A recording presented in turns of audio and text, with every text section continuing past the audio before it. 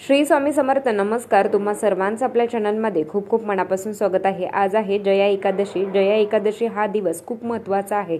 खरं तर प्रत्येक महिन्यामध्ये 2 एकादशी येतात. एक शुक्ल पक्षामध्ये येते, एक कृष्ण पक्षामध्ये येते.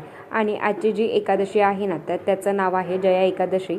खरं तर एकादशी हा दिवस भगवान विष्णूंसाठी समर्पित आहे. बरेच लोक एकादशीचं व्रत करत असतात, जे दुसऱ्या दिवशी म्हणजे द्वादशीला सोडतात. पण ज्यांना व्रत करणं शक्य होत नाही, त्यांनी या दिवशी भगवान विष्णूंची सेवा आवर्जून करावी. आज जया एकादशीचं अवचित साधून प्रत्येकाने आपल्या घरात भगवान विष्णूंची सेवा आवर्जून करावी. आणि जे काही पिंपळाचं झाड आहे तिथे दिवा लावायचा आहे. कुठली सेवा करावी, कसा दिवा लावावा, तेच आपण आजच्या व्हिडिओमध्ये बघणार आहोत. तर सगळ्यात आधी जया एकादशीचं व्रत केल्याने आपल्या मनातील इच्छा पूर्ण होतात. आपल्या आयुष्यात जे काही संकट आहे, जे काही दुःख आहे, तर ते कमी होतात. आणि जो काही आपला भोग आहे ना, तर त्याची तीव्रतासुद्धा कमी होते. पण काही कारणांनी ज्यांना व्रत करणं शक्य होत नाही, तर त्यांनी आवर्जून या दिवशी भगवान विष्णूंची सेवा आवर्जून करावी. बऱ्याच घरात एकादशीच्या दिवशी एक दिवसीय श्री व्यंकटेश स्तोत्रमचं पठण करण्याची पद्धत आहे. एक दिवसीय म्हणजेच एकच दिवस 21 वेळा व्यंकटेश स्तोत्रम पठण करायचं असतं एकादशीच्या रात्री. एकादशीची रात्र म्हणजेच ज्या दिवशी एकादशी असते तर त्या दिवशीच रात्री. तर आज समजा आज एकादशी आहे, तर आजची रात्र तर बऱ्याच घरात एक दिवसीय व्यंकटेश स्तोत्रमचं पठण केलं जातं, तर त्याचा पाठ केला जातो. जर तुमची इच्छा असेल तर नक्कीच आज रात्री ठीक 12 वाजता तुम्हाला 21 वेळा व्यंकटेश स्तोत्रम पठण करायचं आहे. 21 वेळा पठण केल्यावर एक मंडल होतं. मग तुम्ही ते संस्कृतमध्ये पठण करू शकता किंवा तुम्ही प्राकृतमध्ये पठण करू शकता. तुम्हाला जसं जमेल तसं तुम्ही करू शकता.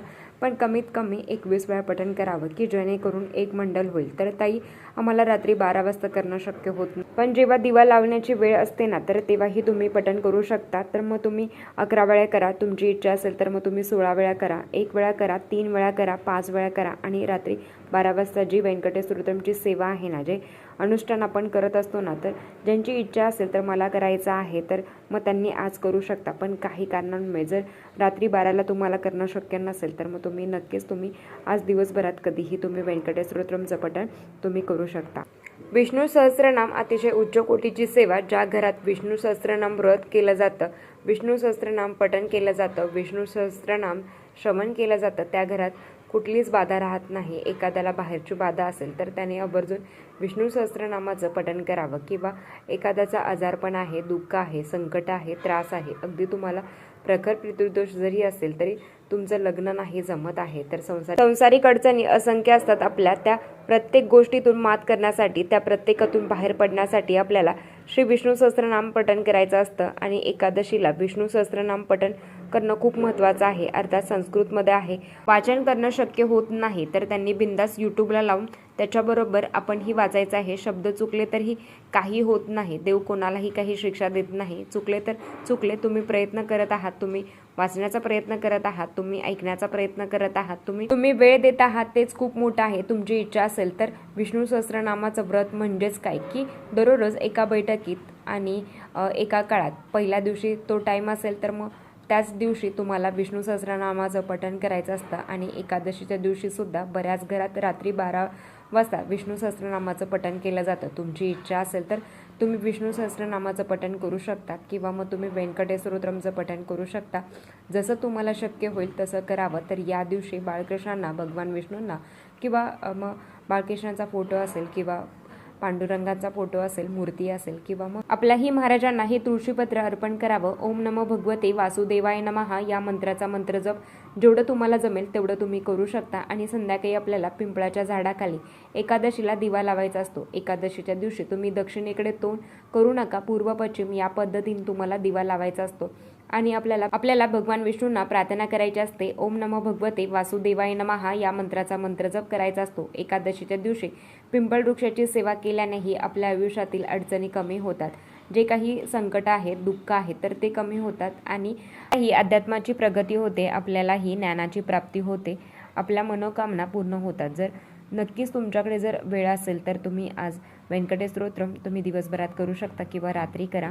किंवा विष्णू सहस्त्रनामाचं तुम्हाला पठण करायचं आहे. दिवसभरात तुम्ही कधीही करू शकता. ज्यांना काहीच करणं शक्य होत नाही त्यांनी श्रवण करावा. आणि मी जीव तोडून नेहमी सांगत असते, ज्या ज्या घरात विष्णू सहस्त्रनामाचं पठण केलं जातं त्या घरातलं वातावरण बदलतंच. तिथली आर्थिक, शारीरिक, मानसिक सगळ्या प्रकारच्या परिस्थिती कमी होते. आपले काम, मद्य, मोह, मत्स्य, ईर्ष्या तर सगळ्या आपल्या कमी होतात.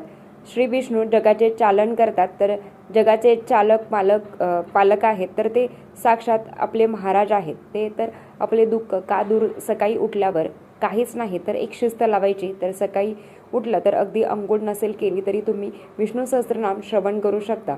तर ऐकायला कुठलंही बंधन नाही आहे की तू अंघोळच केली पाहिजे तरच तू ऐकायचं, तर नाही. जेव्हा तुमची ही सवय होईल ना, तर तेव्हा ते सूर, ते वाक्य सगळं तुमच्या कानी पडलं तर हळूहळू तुमचंही पाठ होईल. विष्णू सहस्त्रनाम अतिशय उच्च कोटीची सेवा, मोक्षप्राप्तीसाठी, पितृदोष आहे तर असंख्य गोष्टीसाठी, अगदी आर्थिक चंचल नंतर असेल ना, तर नक्कीच तुम्ही व्यंकटेश स्तोत्रम, विष्णू सहस्त्रनाम, भगवान विष्णूंची सेवा करा.